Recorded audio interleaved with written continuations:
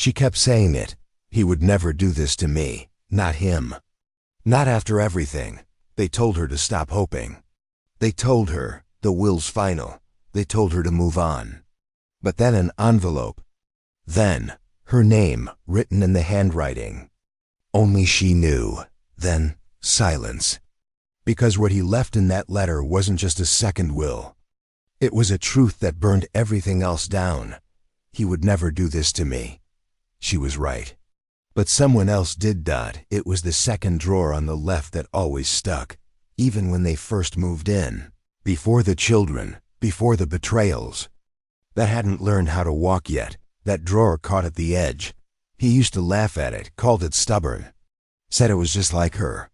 She'd smile at that. Back then. Now it groaned open like it hadn't been touched in years. Though she'd cleaned it every Thursday since 1988. There was nothing inside it today. Nothing but old batteries, a melted candle stub, and a single paperclip bent into the shape of a heart. She didn't cry. The funeral had been just 2 days ago. Closed casket, too many Lily. His son, the one from the first marriage, read a eulogy that barely mentioned her. His daughter said nothing at all, only held his widow's eyes a little too long across the chapel aisle. But it was this, the office, the wood-paneled walls, the manila folder with her husband's name stamped across the top, that broke something inside her. The lawyer's voice was calm, methodical. He read aloud like it was any other day. Estate disbursement. The house to the children. The cabin upstate to James. The stock split evenly. Retirement accounts. Jewelry. Photos. Furniture. No mention of her. Not a word. She shifted in her chair. Her hands, still in funeral black, clutched the hem of her coat like a ledge. The lawyer didn't look at her. No one in the room did. Heartbeat. Hook. Silence can scream when it knows it's being ignored. The children, now grown, polished, professionally sad, sat still. Elena crossed her legs slowly, revealing a hint of red heel beneath her morning dress. The same color she used to wear in high school when she wanted attention. Same lipstick, too. Red like cruelty. There had been tension for years. Long before the cancer, before the slow slipping away. Elena had always resented her, blamed her for taking Dad away. She'd once said it at Thanksgiving when no one else was in the room. He loved Mom first. You were just the replacement. She thought about that as the lawyer pushed the folder forward and cleared his throat. That's all that was in the initial package. Initial, a word like a dropped match. Wait, he said, more to himself. Then to her, he turned back toward a second stack of files. Hang on. There's one more. This was in the bottom. Didn't see it before. A manila envelope, creased. Unlabeled except for a name scrawled across the flap. Her name. Not typed. Not printed. Handwritten. In the jittery, barely there script her husband used when he was in pain. She stared at it, didn't move. Heartbeat. Hook. The handwriting you know best can still betray you. The liar didn't push it toward her. Just left it there like a loaded weapon between them all. The room shifted. Even the air changed. Dust felt heavier. Gravity pressed against her ribs. What is that? Elena asked too quickly. I don't know yet, the lawyer said. It's sealed. But it's addressed to her. A beat. Then a second one tighter. May I? She asked, her voice a thread. Of course. She reached forward, fingertips grazing the edge. The paper felt warm, as if it had been hiding in a coat pocket, close to skin. She turned it over once. The flap was still sealed, clean, untouched. She didn't open it. Not yet. Thumbnail moment tag. Her fingers hovered over the envelope like it might bite. Elena stood. Too fast. If this is some game, some last-second guilt trip, it's dated, the lawyer said, flipping the back flap gently. 3 months ago, notarized. James, the quiet one, leaned forward. Dad couldn't even speak clearly 3 months ago. He could write, she whispered.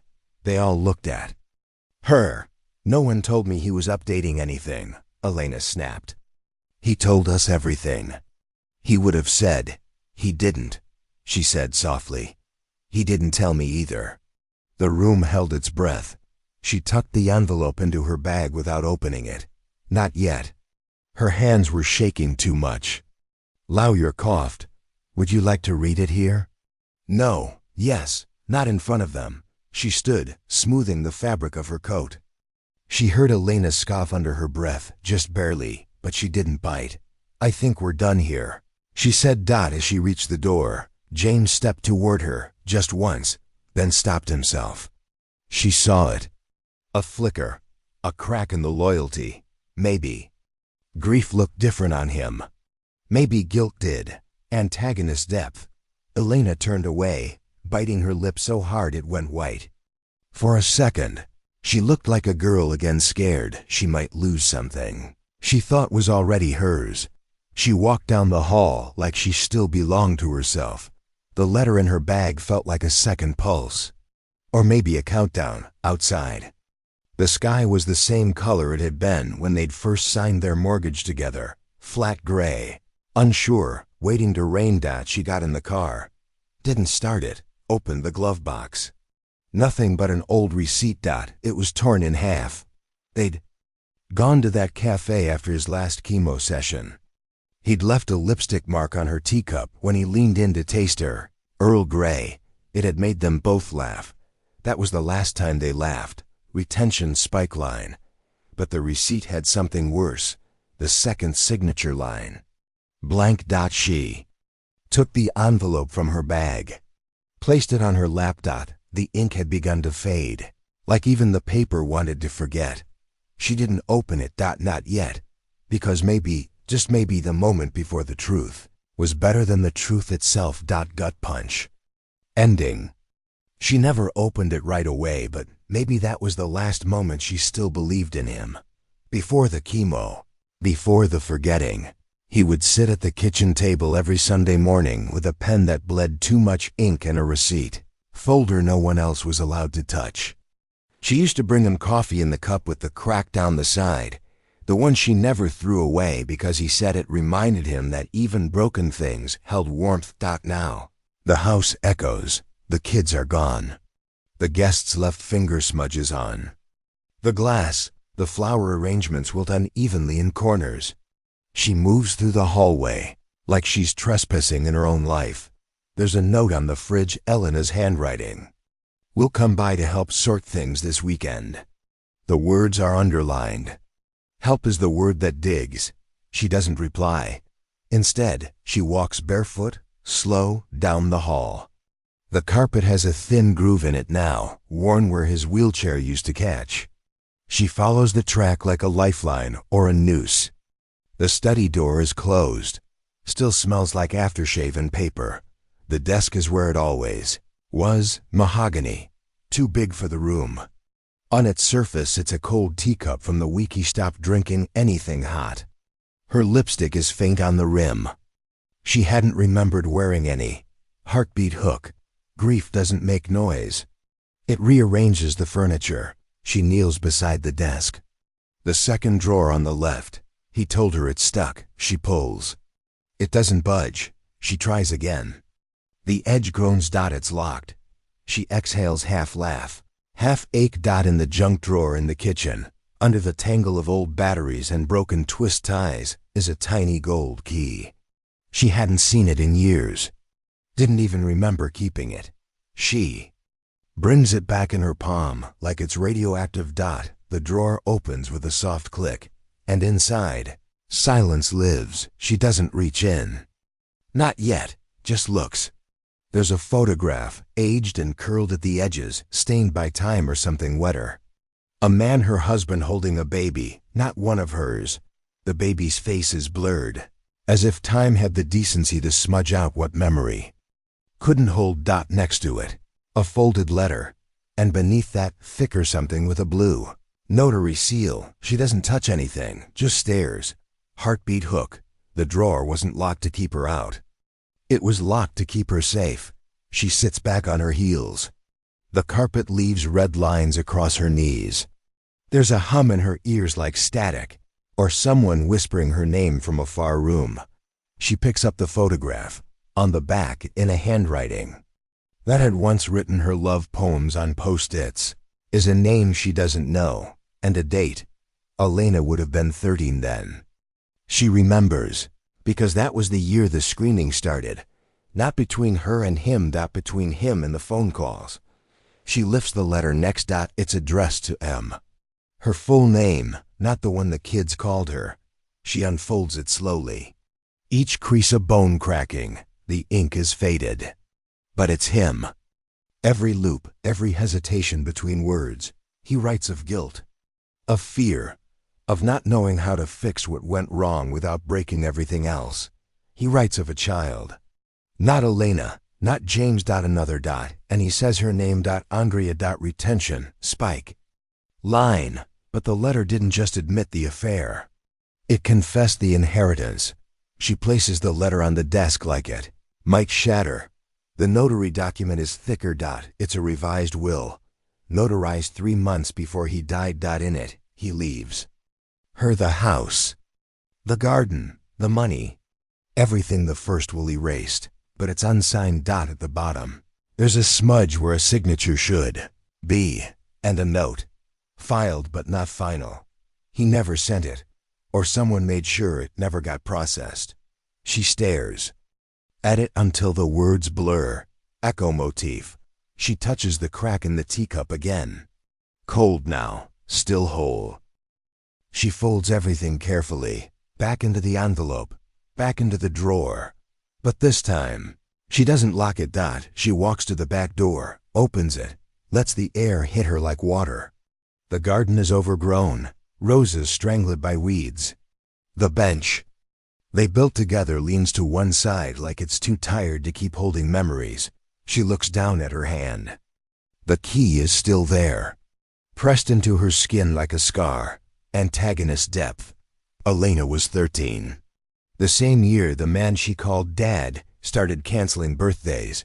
Maybe she wasn't lying. Maybe she just didn't know what he gave to someone else. She closes her hand around the key, not to keep it. To remember it. Thumbnail moment tag. The cracked teacup. The unsigned will. A name on the back of a photograph she doesn't recognize. She walks upstairs. Not to cry. To plan. CTA. If justice still matters, you'll want to hear what's inside the second envelope. She places the photo on her nightstand. Not face up. Not yet. And she breathes. Once. Twice. Then turns off the light. Gut punch. Ending. The drawer never kept the truth from her. It kept her from becoming the woman she now had to be. When he was still strong enough to write, he used to slip her notes under the bedroom door. Dumb ones, sweet ones. Sometimes just a smiley face and a crooked heart. It was his way of apologizing without saying the words. The last one she remembered said, "You still make the coffee too strong, but I still drink it." Now the house made no sound. Just the low thrum of the refrigerator and the occasional creak of wood, remembering where his weight used to live. She sat at the dining table, the envelope already open, its flap curled like a petal at the edge of decay. The letter lay in front of her, anchored at each corner with whatever she could find. A cracked teacup, a folded receipt, the old locket he'd once told her to keep for safekeeping. She hadn't worn the locket since the day he collapsed. She didn't even remember where it had been until it showed up on her nightstand after the funeral. No one claimed they'd found it. Heartbeat hook. Some ghosts return in velvet boxes. Without knocking. The paper was thin, the ink uneven. He'd written it with the same pen he used to sign their mortgage 25 years ago. She knew because it left a stain on her fingers that didn't fade for days. The letter began like a love note. "I know you'll find this, I prayed you would." She read the first line twice, as if tone could be decoded by repetition. Then she continued, each sentence settling in her chest like stones dropped into a well. He knew about the amendment to the will. He knew it had been altered without his full consent. That they, his daughter, his son, maybe even. The lawyer had brought papers during the confusion of treatment, told him to sign, promised it was just insurance, promised everything would be safe. He didn't trust them. Not then. Not fully, but he was tired and scared, and he didn't want her to see him like that, paranoid, fragile, unsure of what was real and what was induced by morphine and betrayal. He wrote that he tried to fix it, had started drafting a new will, had asked someone to notarize it quietly, left copies in 3 places. Only 1 copy made it back to her. The others? He wasn't sure. Heartbeat hook. It wasn't just a will, it was a warning. She paused. The tip of her finger pressed to a dried ink blot. The smell of him lingered faintly from the paper aftershave and mint. He always chewed mints when he was nervous. She used to find wrappers in his coat pockets before big presentations or arguments. Her hands trembled slightly. Not from fear, from clarity. He hadn't forgotten her. He had tried. The next paragraph named names. Elena. James. Even the lawyer. Thomas. She stared at the name, remembering how Thomas had looked at her at the reading. How his eyes flickered when the final clause was read, not cold something else. Like shame folded under professionalism, and Elena. She always wanted the house. Had said it once during an argument years ago. This place should have gone to Mom. You're just squatting in someone else's legacy. Maybe she thought she was fixing something. Repairing what was taken. Maybe. The letter softened near the end. He talked about memories. About the garden. About the night they danced barefoot in the rain because the roof leaked and ruined the hardwood anyway, he wrote. I should have protected you sooner. But I was too proud to believe they'd go that far. Too proud to admit I couldn't stop. Once it started. I didn't leave you out. I just ran out of time to put you back in. She folded the letter carefully. Set it on top of the cracked teacup. Then stood. The locket on the table caught the light inside. An old photo of them at the lake, sun-drenched and smiling. Behind it, tucked in the velvet lining, she saw something thin. A USB drive, small, plain. No label. She hadn't noticed it before. Or maybe someone had slid it there after the funeral, retention spike line. But the locket held more than memory. It held evidence. She pocketed the drive. No decision yet. Just instinct. She stared out the window. The garden still lay overgrown. But now it looked different, like something that had been waiting for her to see it again. Echo. Motif. The same garden he wrote about. The same bench where she found the second envelope. The same place he always promised to grow things again. She walked slowly toward the hallway, toward the drawer that once stuck and now swung open with ease. She reached in, pulled out the folded notary copy again. This time, she noticed something else tucked beneath it.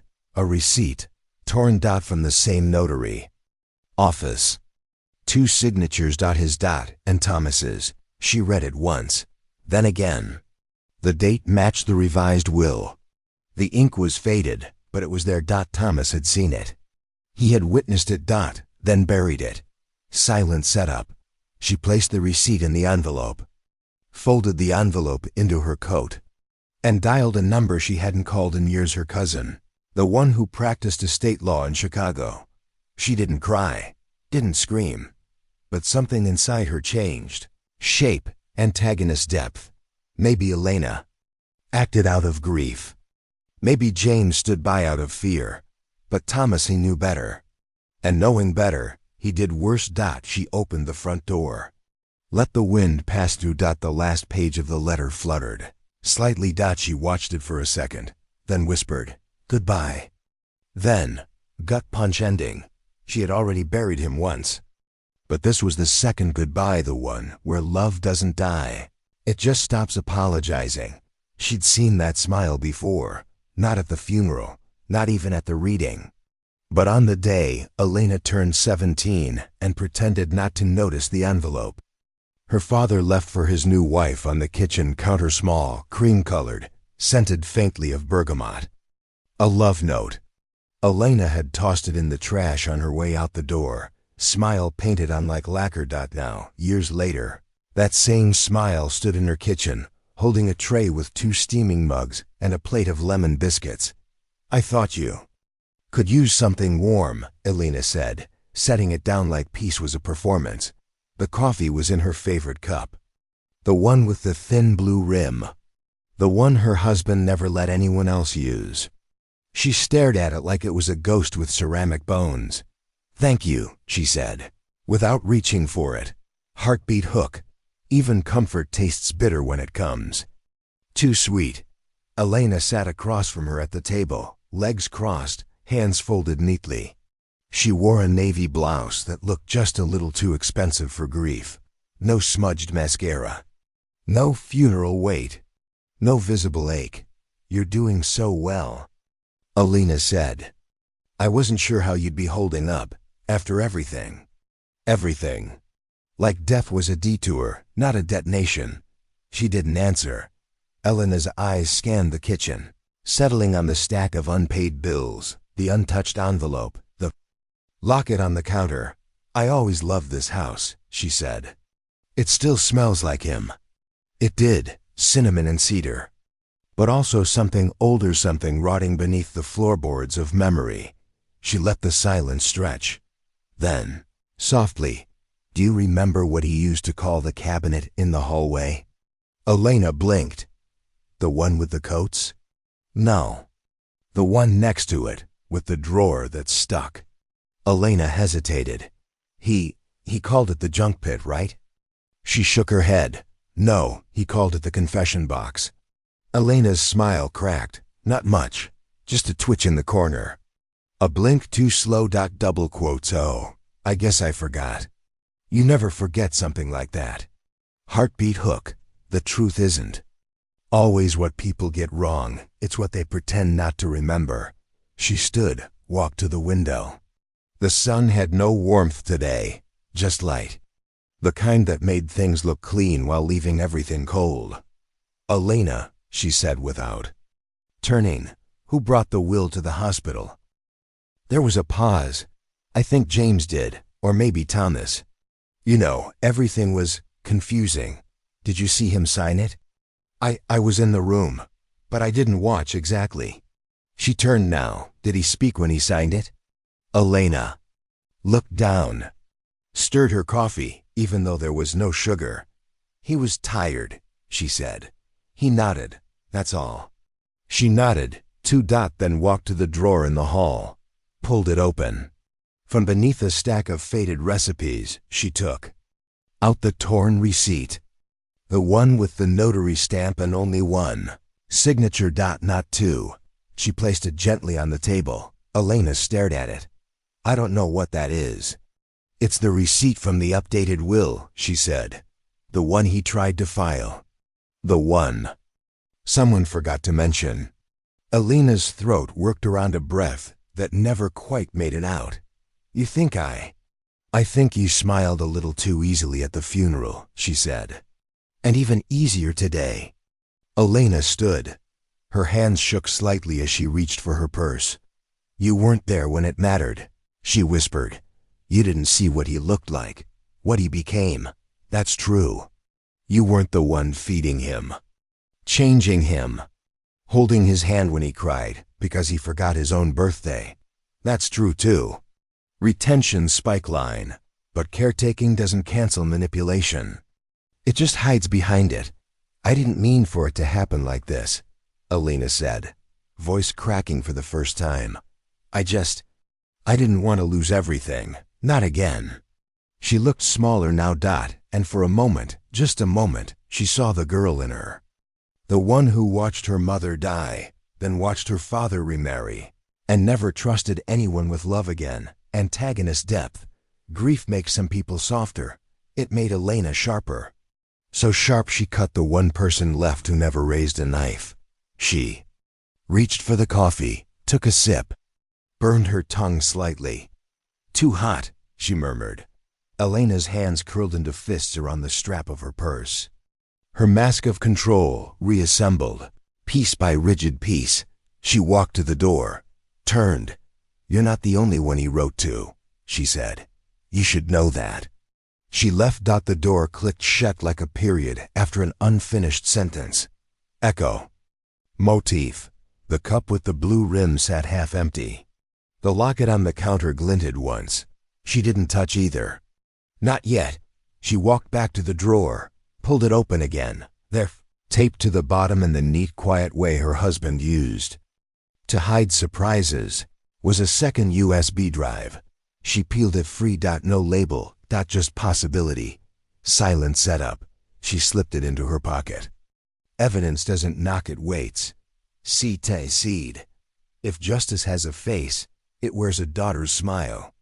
Wait for the next page. She poured the rest of the coffee down the sink, watched it swirl like something venomous, then looked back at the table. At the seat Elena had warmed. At the crack in the porcelain cup. Gut punch ending. Sometimes betrayal doesn't scream. It smiles and pours your tea. The first time she ever saw him cry, they were in the study. Rain tapping the windows. He had just found out about his sister's accident, and he gripped the arms of his chair like the news might blow him off the earth. She brought him a blanket, not words. He said thank you with his silence. Now she sat in that same study, the rain absent, but the silence still familiar. Her laptop breathed on the desk. The USB sat in her palm like a relic, small, nondescript, unmarked. If someone had wanted to hide it, they'd done it well. Tucked inside the locket like memory disguised as jewelry, she slid it in. The folder. Opened instantly. One file. No title. Just a date. She clicked. Heartbeat hook. The dead don't always stay buried. Sometimes they speak first. The screen blinked, then stuttered to life. There he was, lit by the desk lamp, shirt half buttoned, breathing heavier than usual. A pen rested on the table beside him, along with a glass of water he hadn't touched. He looked older than she remembered. Not because of the illness, because of something else. A sag in the eyes. A quiet knowledge. He cleared his throat. If you're watching this, I'm guessing they didn't tell you everything. Maybe nothing. The sound of his voice unmoored. Her, not the pitch. The pace, slower, as if he was choosing words not to speak, but to survive. I made a mistake, he said. I signed things I shouldn't have. I trusted people I shouldn't have. I thought it was temporary. That I'd fix it when I felt better. He paused. Looked straight into the camera. I never felt better. He pulled a sheet of paper toward him. Read it silently, then set it aside. They brought it to me during the second round of chemo. Elena, James, and Thomas. Said it was just a minor update, that it would protect assets. Said you'd already agreed. I didn't believe them. He swallowed, but I didn't ask either. She stared at the screen, barely breathing. I should have said no. I should have read the damn thing. But I didn't, because I was afraid you'd see me weak. Afraid you'd think I wasn't in control anymore. Truth is, I hadn't been for a while. He smiled then, bitter and small. You were the one holding it together, not me. He shifted in his chair. A wince flickered across his face. He pushed through it. Heartbeat hook. Pain doesn't kill secrets. It embalms them. He reached beneath the desk, lifted a second folder, set it on top of the first. This is the corrected version, he said. The one I filed with your name where it should have been from the beginning. If you're seeing this, it means they buried it. Or maybe they buried me before I could sign it. A pause. If they find this before you do, they'll destroy it. Like they destroyed the other letter. Like they destroyed the truth. He looked away then. His eyes shimmered, but no tears fell. I didn't know how to undo what I did without losing them. Without losing you. And I lost both anyway. He tapped the desk with one finger, a nervous rhythm. Something she hadn't seen since the early days of their marriage, when he'd lie about missing meetings just to be home for dinner. That tap always meant something left unsaid. I never stopped loving you, he said. Then quieter, but love doesn't fix cowardice. She reached out to pause the video, but didn't, because then came the part that shattered something deeper. I wasn't the only one they tried to erase, he said. They started with you, but they won't stop there. She froze. He didn't elaborate. The screen glitched once, then froze on his face. Caught mid-blink. His mouth slightly open, like he still had something to say. Thumbnail moment tag. His face paused in grainy stillness, part plea, part apology, forever unfinished. She didn't move, didn't speak. The room felt smaller now, the desk larger, the walls closer. She reached for the locket still beside the laptop. Opened it. Behind the photo of them at the lake, one she thought long lost, was a folded scrap of paper, torn edges, faded ink. Thomas knew. He witnessed the revision. Asked for silence in exchange for a seat at the table. She held it like a live wire. Thomas. He hadn't just watched the will change, he'd brokered it. Silent setup. She slid the USB and the note into his Ziploc bag. Then into her purse. Evidence, not sentiment. Her breath came shallower now. The photo inside the locket trembled between her fingers. She stared at it, and then at his paused face on the screen. Antagonist depth. Elena hadn't just taken. She'd replaced, rewritten, tried to reclaim the legacy her mother never got. She was grieving backwards, tearing pages out of someone else's book, just to write her own name. The screen dimmed. The video ended.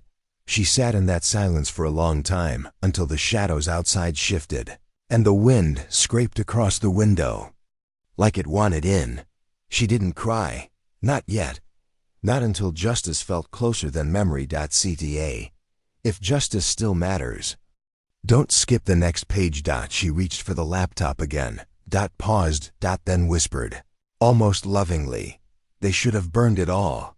Gut punch ending. She wasn't the only one they tried to erase. But she'd be the last. He used to doodle. In the margins of documents.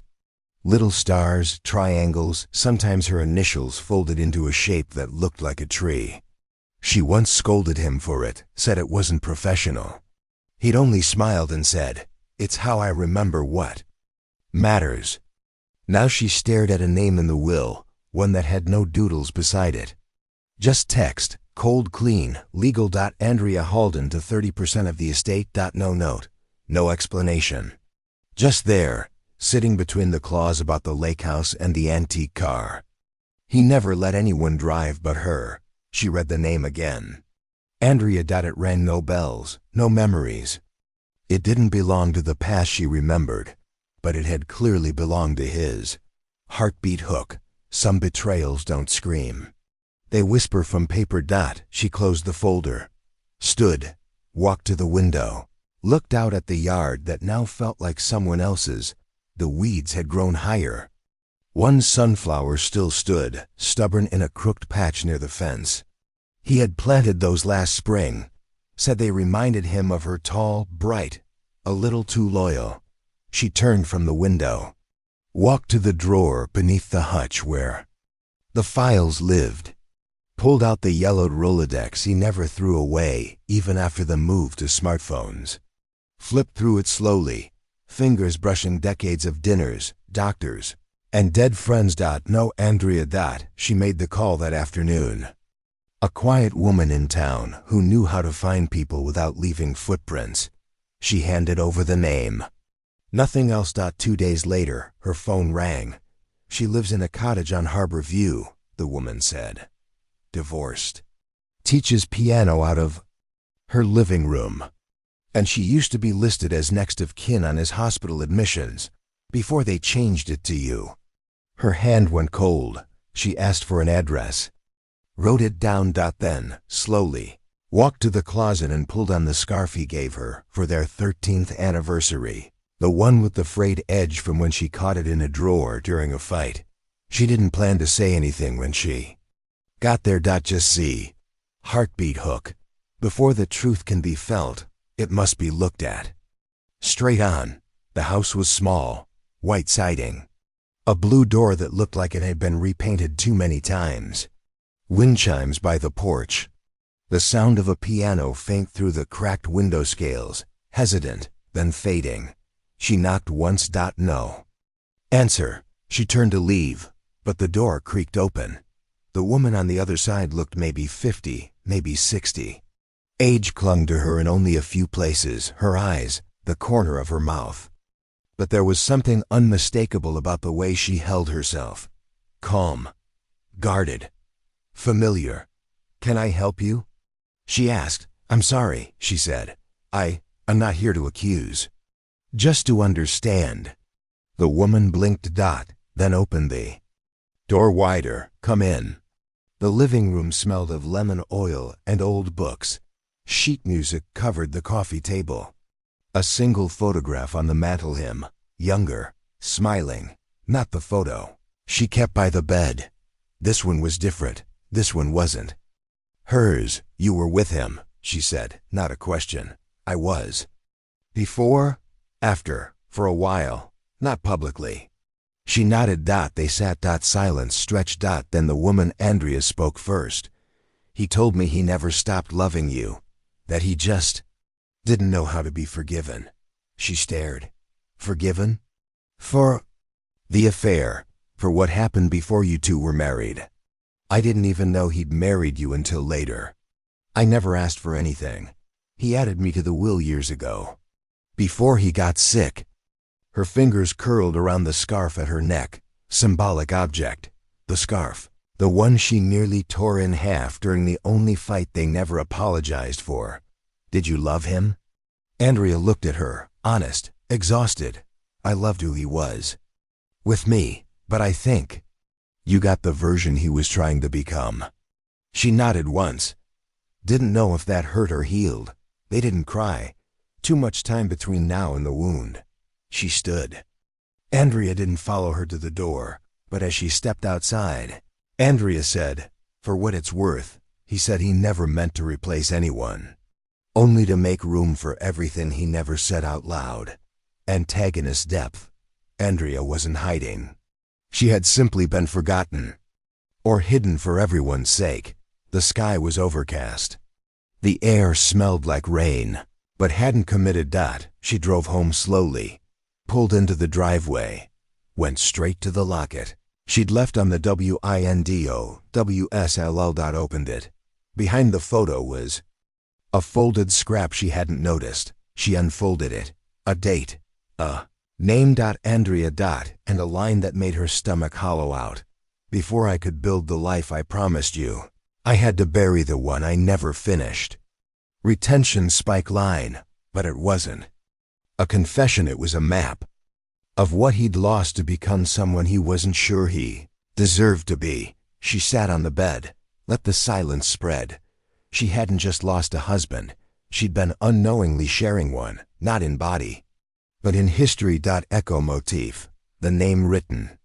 Once in the margins, not a doodle, not a heart, just ink. Unexplained. She reached for the will again, asterisk. Found the clause 0.30% to Andrea. Halden. She didn't cross it out. Didn't tear it. Just stared. And whispered. She wasn't just a name. Gut punch ending. Andrea wasn't just a name on the will. She was a missing piece of her own marriage. Hallway smelled like antiseptic and canned peaches. That smell again, the one that followed her home in her hair every night during those last weeks. She hated it then. She hated it now. But she walked in anyway, past the visitor sign-in that no longer asked for her name, and toward room 14B, even though she knew he wasn't in it anymore. The room was empty, stripped. Bed made too tightly. A new patient's name written in marker on the whiteboard. Someone else's slippers tucked neatly beneath the chair. She didn't cry. She hadn't in a while, but she held the envelope tighter in her coat pocket, like it might anchor her to the floor if the air turned sideways again. Heartbeat hook. Some places forget you fast. Others trap your ghost in the tiles. She asked the receptionist if Brenda was working, the night nurse. The one with the auburn braids and silver hoop earrings who always hummed like her thoughts, had a melody. They sent her down the hallway to the break room. She knocked gently on the doorframe. Brenda looked up from her tea. the look in her eyes. Wasn't surprise, it was memory. "You're her," she said. Not a question. Just the soft certainty of someone who had been waiting too long to say anything. She nodded. Brenda motioned for her to sit. "I thought about reaching out," she said, "but figured if you were ready, you'd come." "I wasn't ready," she whispered. "Not until now." They sat in silence for a few moments. A second kettle clicked in the background. A bulletin board behind them was pinned with birthday cards and notes from patients who hadn't written their own names in years. "I saw him hide it," Brenda said finally. "The envelope. He folded it like it was something holy. Slipped it into his sock drawer, not the top one, the second. Under his winter socks," she smiled faintly. "It was summer. He never wore those." "I know." "He was scared," she said. "Terrified," Brenda said. "But not of dying, of being forgotten wrong. Heartbeat hook. He didn't fear death. He feared misremembering." She reached into her coat, pulled the envelope from her pocket, and held it up. "This one?" Brenda leaned in, nodded. "That's it. That's the one." "And the will, the update?" Brenda's face shifted. She didn't speak at first. Then, after his daughter visited, Elena, right? There was a fight.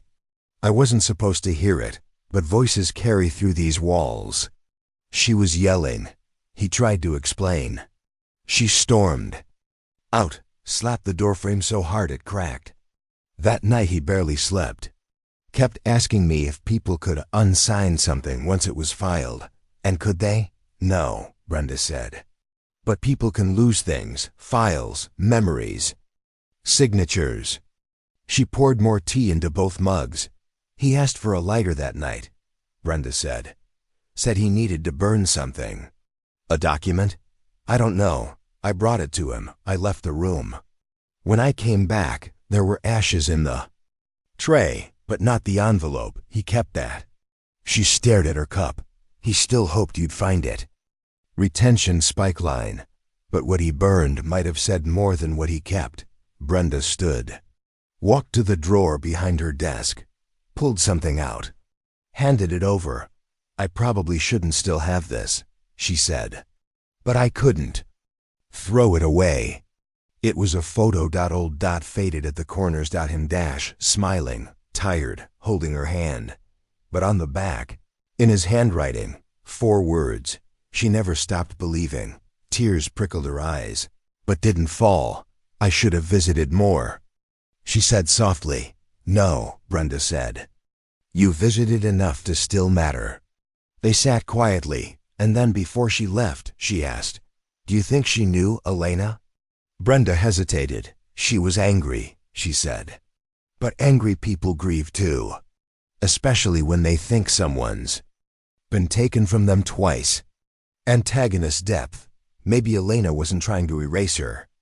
Maybe she was trying to rewrite her own place in a story she'd never felt part of. She tucked the photo into her coat, thanked Brenda, left the care home quietly. Outside, the sky had turned the color of old bruises, soft purple, veined gray. Like something healing too slowly to notice.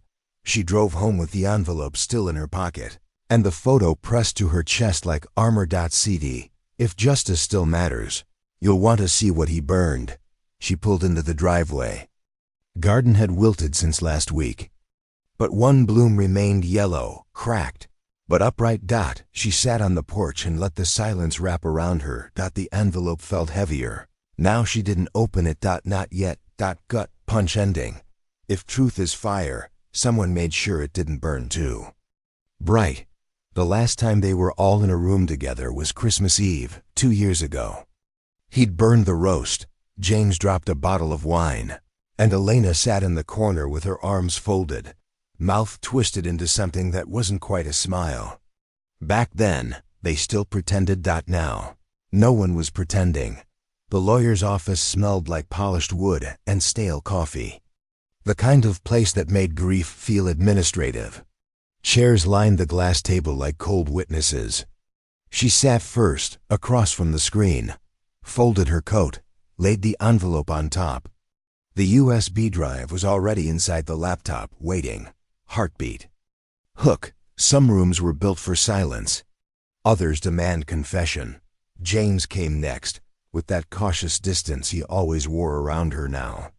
He didn't make eye contact. Elena arrived third, heels sharp, voice cheerful, face too powdered. She kissed the air beside his cheek like she had something to prove. Thomas was last. He nodded at her like a man who shakes hands at a funeral. He arranged. "I don't know what this is about," Elena said, sliding her coat off, "but I'll humor it." The new lawyer's sharp suit, no ring, sat quietly, opened a folder. No one introduced him. No one had to. She placed the notarized copy of the revised will beside the original, then leaned back. "I'd like you all to see something," she said. Her voice didn't rise. It didn't need to. She tapped the spacebar. The video began. There. He was, not the man they remembered, strong, precise, but the softer version. Thinner, unsteady, but eyes clear. Voice steady. "I hope this finds you," he began. "If it doesn't, then they won." The room stilled. James flinched. Elena crossed her arms, but didn't look away. "I want to tell you what really happened," the voice continued. "Because lies are easy when the truth gets tired." Heartbeat. Hook. Truth doesn't shout. It settles into silence and waits. He spoke of coercion, of signing under pressure, of things being taken and rearranged. "I updated the will," he sighed. 3 months before I died, M helped me draft it. I had it notarized. I hid a copy. Because I didn't know who would bury it first, me, or the people I trusted." He paused. Then looked straight into the camera. "She gets the house. She gets everything. Because she earned it." The room shifted. Like breath had been pulled through a too narrow throat. Elena stood. "This isn't valid." "It is." The new lawyer said, quiet. "The notary seal is real. The receipt confirms witness. I've spoken to Brenda at the care facility. She confirms the date, the letter, and who tried to interfere." Thomas cleared his throat. She turned to him. "You knew," she said. He didn't deny it. "There were concerns," he said. "The family didn't want chaos. It was cleaner this way." "Cleaner." She didn't answer, just opened her purse, pulled out the final item, the photo, faded, edges curled. His handwriting on the back. She never stopped believing. She placed it in front of Elena. "Did you know about her?" she asked softly. Elena didn't move. Antagonist depth. Something flickered in her then. Not guilt, not remorse. Just a kind of old hunger, like a child who'd been passed over too many times and learned to steal instead of ask. "I knew he changed," Elena whispered. "I knew he wasn't leaving it all to you. Because he never wanted to leave anyone out. Until someone made him choose." Elena sat down, didn't speak again. The video ended. The room didn't move. Echo. Motif. The envelope sat untouched on the table. Her name written in his shaking hand. The same handwriting that once scrawled notes across the kitchen counter like small apologies. The lawyer collected both copies. "This version stands. The estate will be updated accordingly." No one argued, because the truth had already spoken. Retention. Spike line. But the video wasn't what broke them. It was the part where he called her by name. They left in silence, one by one. Except her. She stayed. Watched the screen go black. Listened to the chair creak where he should have been sitting. Then, slowly, reached for the locket around her neck. Inside, his signature. Torn from a letter he never mailed. CTA seed. "If justice still matters, the next chapter is what you'll remember." She placed the locket on the glass table, walked out without taking it. Back. Gut punch ending. She didn't raise her voice. She didn't need to. The truth was loud enough. When she was 23, she stood on a train platform holding a suitcase she never used and a letter she never mailed. Her scholarship to Paris, the studio apartment waiting with its slanted roof, and leaking sink. She never got on the train. He'd told her they could build something better, together. And she'd believed him. Now years later, she walked into the house they built not for the first time, but maybe for the first time with open eyes. The living room was exactly as he left it. The indented cushion on his side of the couch. A blanket still folded, still waiting. She sat in her spot. No cushion left a mark. Outside, the garden wilted in the cold. Dead roses. Overgrown mint. She had once believed beauty could be revived with enough care. She wasn't so sure anymore. Heartbeat hook. Some things die slowly quiet, enough to mistake for survival. She didn't rage after the reading. She didn't call anyone. She brewed tea in the chipped pot with the bird painted on it. The one he bought from the flea market the day after she miscarried. He said it would give her something to pour into again. The kettle screamed. She didn't rush to silence it. She poured the water, then walked the halls, cup warm in hand. Each picture frame now looked like evidence. Her face smiling, smaller, more hopeful. His arm always around her shoulder, never fully pulling her in. As if possession had replaced partnership. Somewhere along the line, she opened the closet. The scarf from their 13th anniversary still hung there, frayed edge hidden in the fold. The shoes she wore to the courthouse the day they bought the deed. He'd insisted it go in both their names, until later. Until a DIDN single quotes T. She reached for the box on the top shelf. The one marked keepsakes. Inside, hospital bracelets, a tiny sock.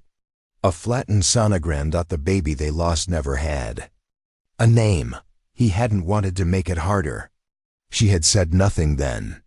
She said nothing for years. Heartbeat hook. You don't always lose everything at once. Sometimes it's choice by choice. She set the cup down, took the sonogram to the window. The light didn't soften anything. She remembered the argument after. When she told him she didn't feel real anymore. That her body felt like a hotel room no one stayed in. And he said, "But we still have each other." She had smiled. And stayed. Echo motif. That same smile lived on her face for years small. Practiced, permanent. A silence shaped like love. She opened the drawer in the knitstand. The locket was still there. Inside, the torn piece of his last letter. The part where he wrote, "I thought giving you everything meant taking it away first." She had once thought. That line was poetic. Now it just felt like cruelty in cursive. She walked to the office, sat at his desk, opened the laptop. Inserted the second USB, the one from the Locket. This wasn't the video. This was a document. A revised power of attorney unsigned. She stared at it. He had typed her name wrong.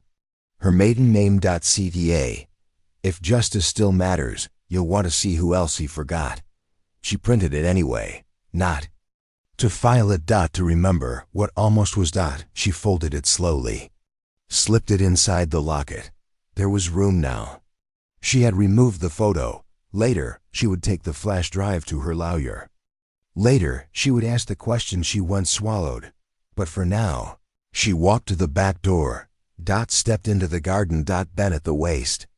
Pulled a weed from the root. And then another. And another. Antagonist depth. Even he who had loved her once, maybe had been terrified of letting her grow too freely. Maybe that's why he kept offering pots instead of earth. She dug until her fingers went red. Then she stood. The locket around her neck felt heavier. Some inherit houses. Others inherit silence. She was done living in the quiet. Gut punch ending. She dropped the sonogram into the soil and pressed it down with her palm. Something unnamed. Finally laid to rest. The first document she ever signed with him was a lease for an apartment above a deli. The ink bled through the paper. They laughed about it. Said even their names couldn't wait to be official. That night, they ate egg sandwiches on the floor, surrounded by boxes. And she believed that ink meant forever. Now years later, she sat at a different desk. Clean. Unsentimental. Her reflection stared back at her from the glass tabletop. Older than she remembered, but steadier too. Her lawyer slid the pages across to her in silence. No speeches. No sympathy. Just the shape of a fight too long deferred. She clicked the pen open. Paused. Heartbeat. Hook. She had signed things for the family before: mortgages, school forms, silence. But this signature belonged to her. Before she could put ink to paper, she reached into her bag, pulled out the envelope. The original. Not the one they tried to bury, the one that bore his apology, his name, his second will. She set it beside the legal documents like a witness. It didn't need to speak. Its presence screamed enough. The lawyer, young, polished, curious, glanced at the envelope, but said nothing. He knew what it was. She'd explained everything. In clipped detail the week before. Flash drive, video, torn receipt, Locket. But she hadn't cried then, either. She unfolded the document. It wasn't revenge. Not exactly. It was restoration. A legal claim to what had already belonged to her in practice. But not on paper. The house, the assets. The dignity. She hovered the pen. Again. And stopped, because she remembered something. He'd once said she had the neatest signature he'd ever seen, and she did. Until the day she had to sign the hospital DNR. Then her hand shook. She blamed the cold, but now it was steady. She signed. Once. Twice. Then a third time for good measure. Heartbeat. Hook. Ink doesn't cry. It names. The lawyer took the papers, stamped them, filed them into a manila folder. This'll take time, he said gently. But it's the right move, I know. He offered a sympathetic smile. Not pitying. Just human. If you want to walk away from all of it, you can. She shook her head. I'm not walking away. I'm walking through. She picked up the envelope, folded it, slid it back into her purse. It was worn now. The edges soft from being held too often. Like a relic passed from one life to the next. Echo motif. The same purse she carried to the funeral. The same one he bought her on their anniversary, stitched in blue thread. A gift meant to hold everything she once let go of. On her way out of the office, her phone buzzed. A message from James. Not long. I didn't know the full story. I should have asked. She didn't reply. Not yet, but her thumb hovered. He had looked haunted in the reading room, not cruel. Just lost. Like someone who'd realized too late that silence could damn as much as a lie. Antagonist. Depth. Maybe James didn't steal anything. Maybe he just let others do it. Because facing her meant facing the father he wasn't sure he really knew. She stepped outside. The air was sharp. Clean. She walked slowly to the car, her heels clicking softly against the concrete like a quiet drumbeat. No one watched her leave. No one stopped her. In the passenger seat, waiting like a truth that had grown patient, sat the Locket. She opened it. The tiny folded signature still inside. His name, once the most familiar thing in the world. Now just a shadow on parchment. She took the folded legal copy of the updated will from her purse, placed it behind the signature, closed the Locket. It clicked shut with a sound she felt in her chest. CTA, if justice still matters, then so does her name being on that deed. The next chapter isn't about revenge. It's about return. She didn't drive right away. She sat. Breathed. Let the silence bloom around her without apologizing for it. Because this time, it wasn't emptiness. It was space. Thumbnail moment tag. A close-up of the Locket, now heavy with ink and history, resting quietly in the palm of her hand. Her phone buzzed again. This time, from a blocked number. She didn't pick up. Didn't have to. Some things didn't need to be answered. They needed to be named. Gut punch ending. They made her invisible in ink. She make them answer to it. When he was 5, he refused to sleep unless she checked the closet twice, once with the light on, once with the light off. Not because he believed in monsters, but because he needed to believe someone else. DIDN single quotes T. Now, he was taller than her. Quieter too. A grown man who had seen too much and said too little. But when she opened the door that morning, he stood there with a coffee in his left hand and an envelope in his right. He didn't say hello. He just stepped inside and placed both on the table. I didn't believe them. He said, not for a second. Heartbeat hook. Sometimes loyalty isn't loud. It just shows up holding coffee and proof. She looked at the envelope. It had been resealed, not by him. A thin line of new glue, too clean to be old. Inside, a printout of an email chain from her husband's old address, one she hadn't checked in months. You got into it? She asked. He nodded. I remembered his recovery question. It was your middle name. She stared at him for a moment longer than a heartbeat, shorter than a memory. Then she opened the laptop. He watched her fingers hover over the keyboard, like they were remembering something soft. I found a draft, he said. Never sent. She clicked. There it was. A video attachment. No subject line. Just a timestamp from weeks before the diagnosis turned. Terminal. She double-clicked. The video blinked to life. He was in his office. The same one she now used to fold laundry and avoid herself. The books behind him were dusted, ordered. His breath fogged faintly. Winter. If you're seeing this, he said, it's because I didn't say enough out loud. His eyes were swollen, not from sickness, but from whatever grief makes a man record something instead of confessing in person. I need you to protect her, he said. He didn't say her name. He didn't have to. Heartbeat hook. Protection doesn't always look like defense. Sometimes it's confession disguised as instruction. He went on. He mentioned the name Andrea. Said there would be fallout. Said the family would spin the truth. Said he didn't want James to be part of it. I know they'll come after her when I'm gone. Not directly through paper. Through smiles, through silence. He ran a hand over his face, the same hand their son had inherited. The same hand she used to press to her chest when she missed him. I left things out I should have put in. And I put people in I should have let go of years ago. He paused. Then said something she didn't expect. Elena. She's grieving, wrong but real. I didn't show up for her after her mother died. And she's still trying to prove I should have. Antagonist depth. Even cruelty, when explained in pain, doesn't become kindness, but it becomes legible. James sat down beside her, watched her as much as the screen. The video ended. No goodbye. Just the hum of the room he left behind.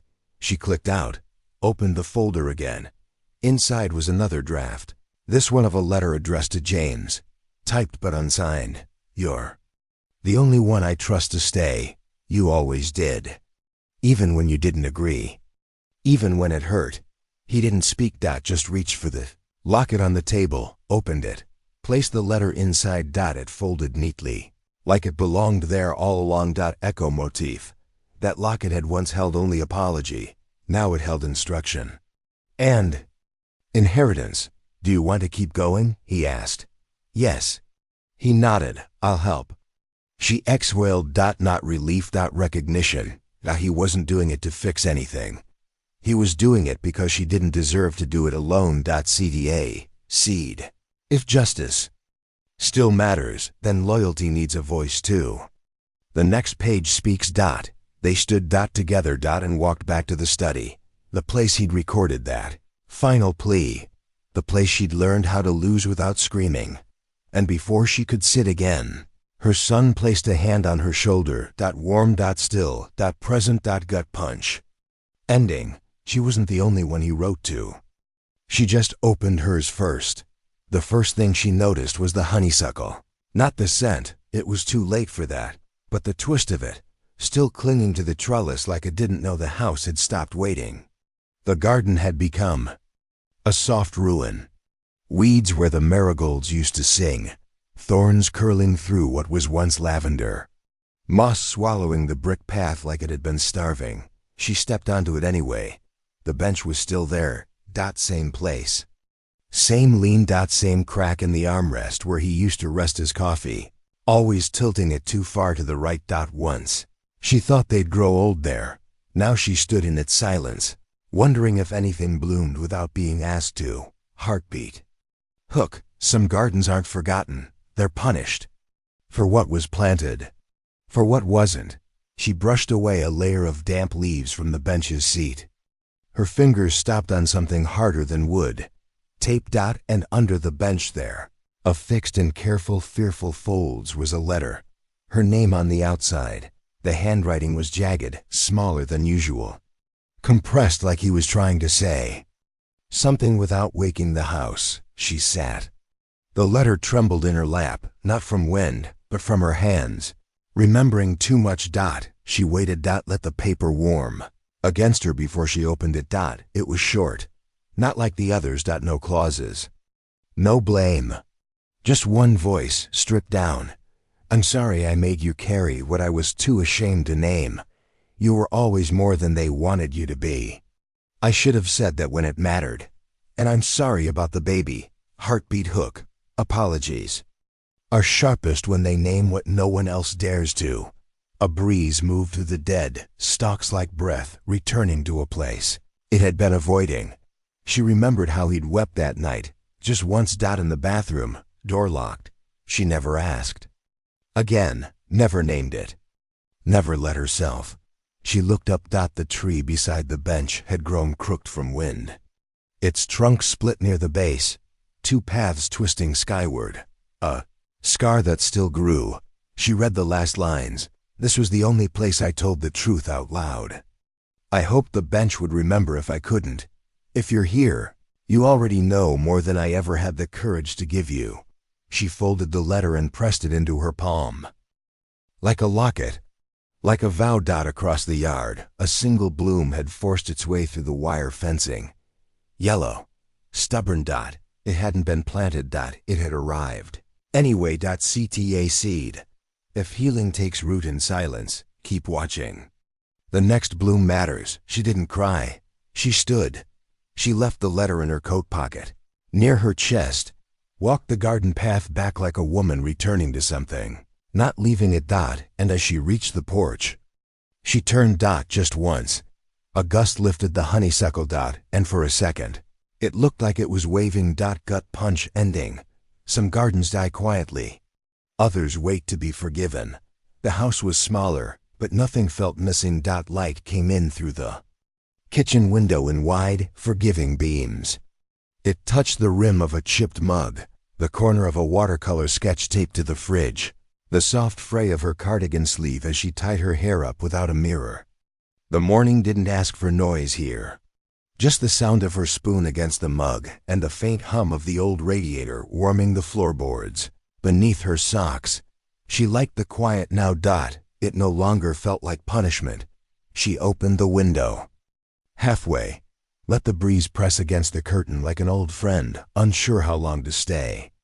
Her garden was nothing extravagant, just a square patch of earth, a row of white blooms she never bothered to name, and one crooked bench, almost identical to the one from before. She hadn't replaced it, she'd remade it. Heartbeat. Hook. Some things aren't meant to be rebuilt, only rechosen. On the shelf above the fireplace sat the envelope, still sealed. Framed in glass. She hadn't opened it again since the reading.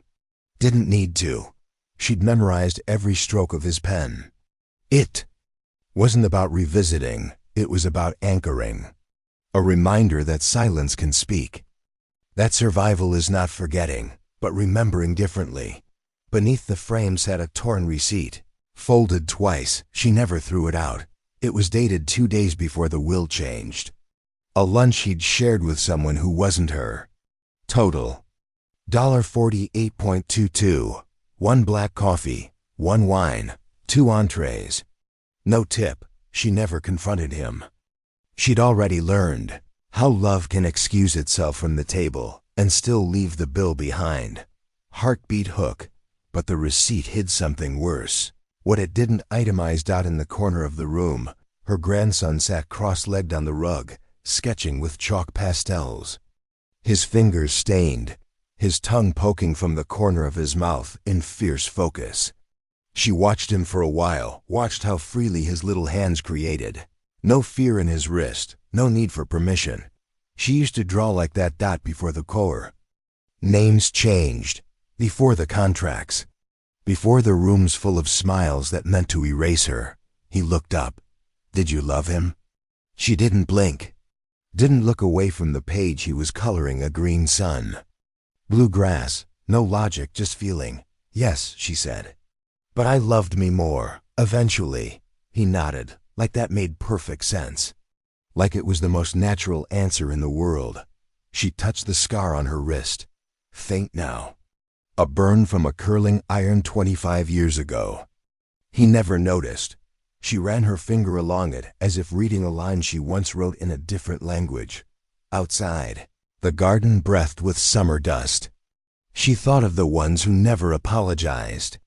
The ones who still gathered at holidays, saying things like, "It's in the past, and you're stronger now." As if survival should be congratulated instead of explained. She still hadn't returned the call from the stepdaughter. The voicemail said, "Let's put it behind us." But behind her is where they always wanted her. She stood and walked to the drawer. Inside, a flash drive. The original dot, she hadn't deleted it. Not out of revenge, just in case forgetting became easier than remembering. CDA seed. If healing leaves a trail, follow it back far enough, and you'll find the seed. The doorbell rang. She didn't flinch. It would be the art supply box she ordered for the kids. A new kind of paper.